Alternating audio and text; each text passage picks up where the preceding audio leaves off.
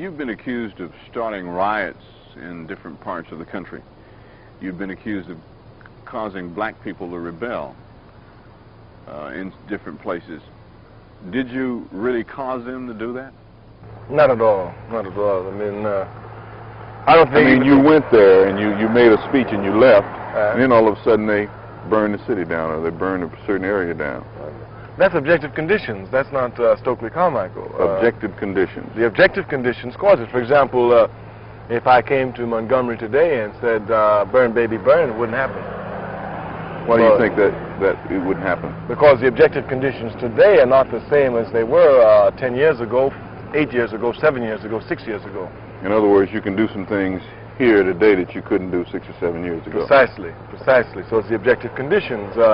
6 or 7 years ago, the contradictions and the oppression was so blatant. And at the same time, there were so many overt contradictions in the country. You were sending black men to fight in Vietnam for freedom and democracy from Montgomery, Alabama, and they couldn't even go downtown to a stupid 5 and 10 cent store and buy something. Those contradictions are too blatant. Once you show these contradictions out to the people, he said, now what are you going to Vietnam for when you can't even burn this thing down before you go to Vietnam? That makes sense. They can begin to understand that. Now, the contradictions, now what the power structure is trying to do is to blur the contradictions. See, like they have some black people on television. They have some black legislators here. They have some black elected officials here. They put a few black people here to make it appear as if things are getting better. They're not as bad as they are. And of course, what happens is in this period, the people just take stock of what's going on. Everybody knows things are not getting better. As a matter of fact, they're getting worse. A lady I just met a few minutes ago from Birmingham told me, she said, son, everything is going up except labor. Okay, but you do, underlying beneath all of this, you do say that there has been some progress. Oh, undeniably so.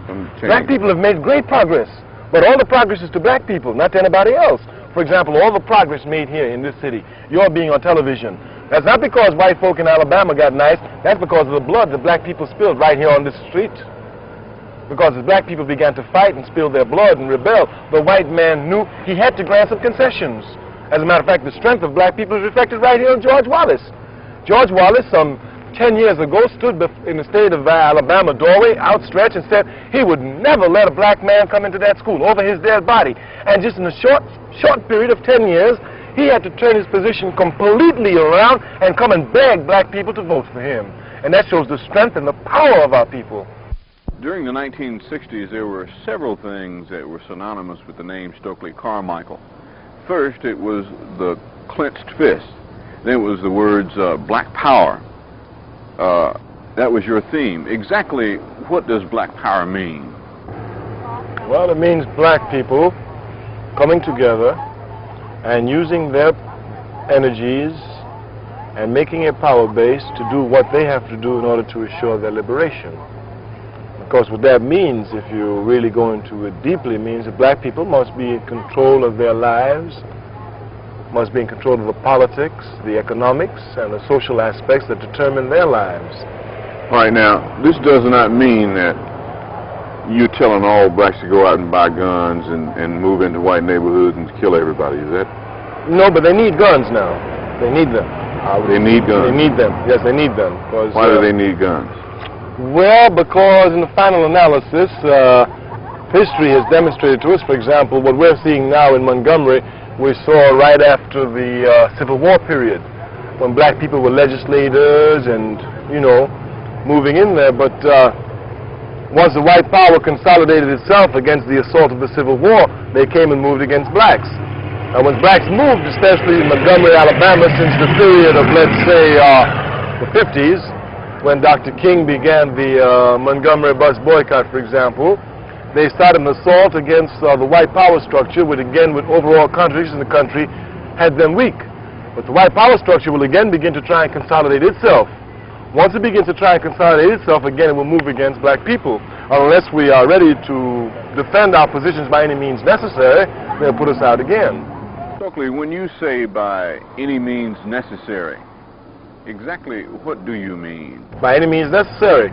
By violence, by non-violence, by any means necessary. But you don't push any particular theme, any particular method? No, whichever, for example... Whichever one is necessary at that time. Right. For example, in 1956 in Montgomery, Alabama, a nonviolent boycott brought effective changes. That bus company went out of business Precisely. here It brought a few months ago. Good. It brought poetic justice. Well, yeah. It brought more effective results than would have violent demonstrations at that time. In 1968, violent demonstrations brought better results than would nonviolent demonstrations at that time. So, by any means necessary means, whichever tactic is applicable to bring about the best and most effective results, you use. If a nonviolent demonstration can bring it, use it. If a violent demonstration can bring it, use it. Whatever means necessary.